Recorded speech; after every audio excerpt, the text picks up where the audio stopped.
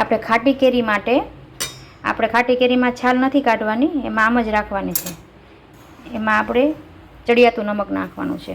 ખાટી કેરીમાં ચડિયાતું નમક નાખવાનું.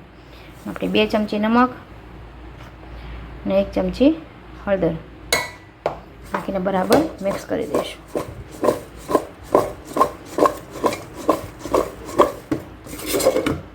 આને પણ આપણે 8 થી 10 કલાક માટે ઢાંકીને રાખી દઈશું અને વચ્ચે વચ્ચે આપણે પાછું આમ ફેરવ્યા કરવાનું, એટલે બધું ખાટું પાણી નીકળી જાય.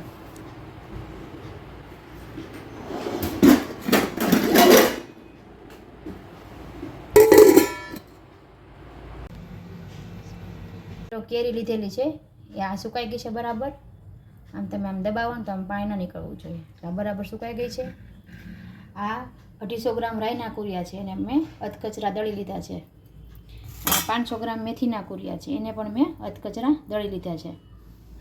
થોડી હળદર, વરિયાળી, વઘાર માટે હિંગ, મરી, આ જે આપણે બ્લેક પેપર કહીએ તે, અને 3-4 લવિંગ મૂક્યા છે, અને લાલ મરચાં વઘાર માટે. અને આ નિમકને મેં શેકી લીધું છે કે એમાં જે થોડોક ભેજ હોય એ વયો જાય. અને આ 1.5 કિલો મેં તેલ લીધું છે, એ ગરમ કરવા મૂકી દીધું છે. હવે આપણે જોઈ લઈએ કે આ તેલ આવી ગયું છે કે નહીં. તે આપણે આ તૈયારી કરી લઈએ, હજી તેલ ગરમ થાય ત્યાં સુધી. મેથીના કુરિયા પહેલાં એડ કરી દઈએ.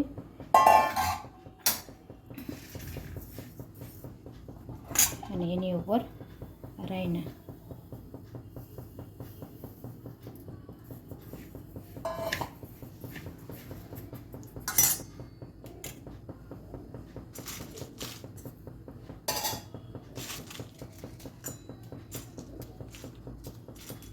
મરચાં ગોઠવી દઈએ અને આ મરી મૂકી દઈએ.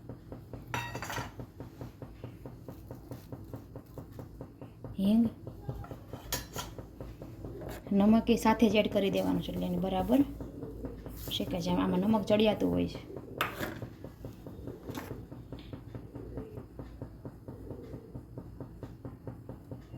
થોડી હળદર, વરિયાળી આપણે વઘાર પછી એડ કરવાની છે. તેલ બરાબર ગરમ થઈ ગયું છે. હવે આપણે ગેસ બંધ કરી દઈએ. બને ત્યાં સુધી સિંગ તેલનો જ ઉપયોગ કરવો, એટલે સુગંધ સરસ આવે છે. હવે આપણે આમાં એડ કરી દઈએ.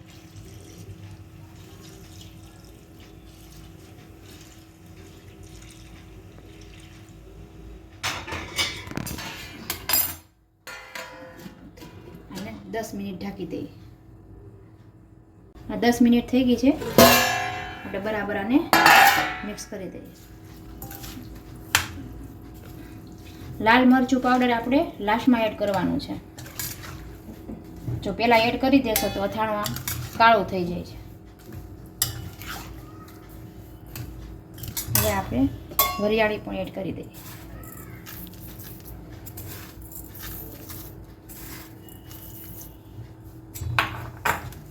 સ્વાદ અનુસાર તમારે જેટલી નાખવી હોય એટલી નાખી શકો. પહેલાં વરિયાળી એડ કરવાથી વરિયાળી કડકડી થઈ જાય છે, અને આ એકદમ સોફ્ટ રહે છે. સ્વાદ એ સરસ આવે છે. આપણે ઠંડુ પડે ત્યાં સુધી એને ઢાંકીને રાખવાનું છે. પછી આપણે આ કેરી એડ કરવાની છે. અને મેં ખાટા પાણીમાં ગુંદા પણ એડ કરેલા છે, એ પણ તમને પછી બતાવું. એ પણ ગુંદા પણ આમાં આપણે મિક્સ કરવાના સાથે છે. આપણે એને ઠંડુ પડવા દઈએ ઢાંકીને. હવે આ બધું મિક્સ થઈ ગયું છે અને આ ઠંડુ પણ થઈ ગયું છે. હવે જે આપણે વઘાર માટે જે મરચાં એડ કરેલા હતા એ આપણે નીકાળી દઈશું.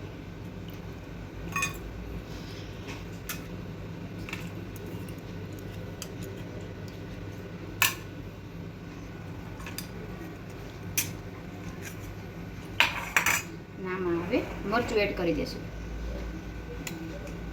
આ તીખું પણ છે અને કલરવાળું પણ છે, બે મિક્સ છે, કાશ્મીરી અને રેશમ પટ્ટું.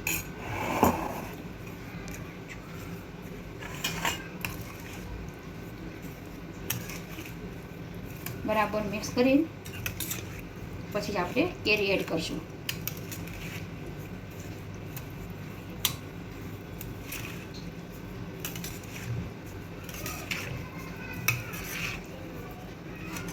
કેરી એડ કરી દઈએ. ગુંદા અને જે આપણે કેરીનું ખમણ છે એ આપણે લાસ્ટમાં એડ કરવાનું છે. ગુંદા ગળી જાય પછી હું તમને લાસ્ટમાં બતાવું. પહેલાં આપણે કેરી મિક્સ કરી દઈએ.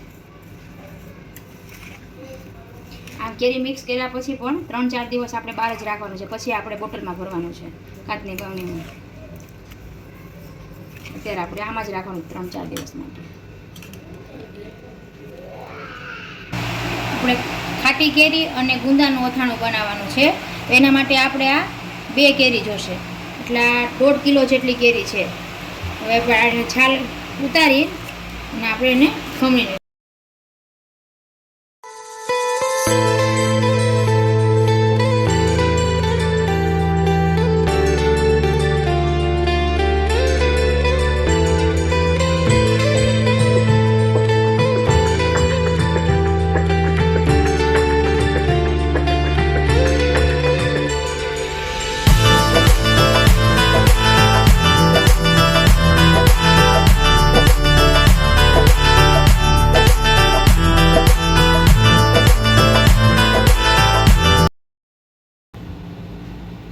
એક ચમચી હળદર અને 1 ચમચી નમક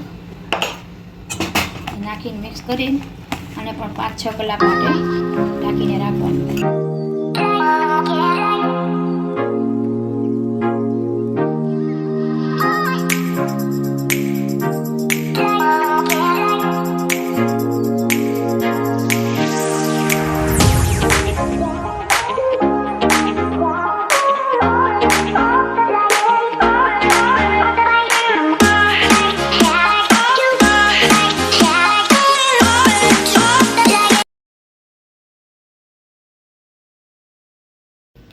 આ જે આપણે કેરી ખમણી હતી હળદર અને નિમકમાં 1 રાત માટે પલાળી રાખેલી હતી અને 2 દિવસ માટે આ ખમણ આપણે કેરીનું સૂકવેલું હતું. હવે આ સુકાઈ ગયું છે બરાબર.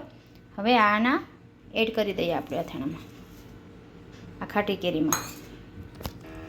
આ આપણે કેરીનું ખમણ નાખ્યા પછી 2 દિવસ માટે રાખેલું હતું અને આ જે ગુંદા છે એને ખાટા પાણીમાં મેં 1 દિવસ માટે પલાળેલા અને 1 દિવસ માટે મેં પંખા નીચે સૂકવેલા. એટલે આવા થઈ ગયા છે. હવે એને આપણે આમાં એડ કરી દેવાના છે. ગોળ કેરીમાં આપણે છે એ બાફીને નાખેલા છે અને આમાં આપણે ખાલી ખાટા પાણીમાં પલાળીને જ નાખેલા છે. આ છે આપણે ગુંદા કેરીનું ખાટું અથાણું.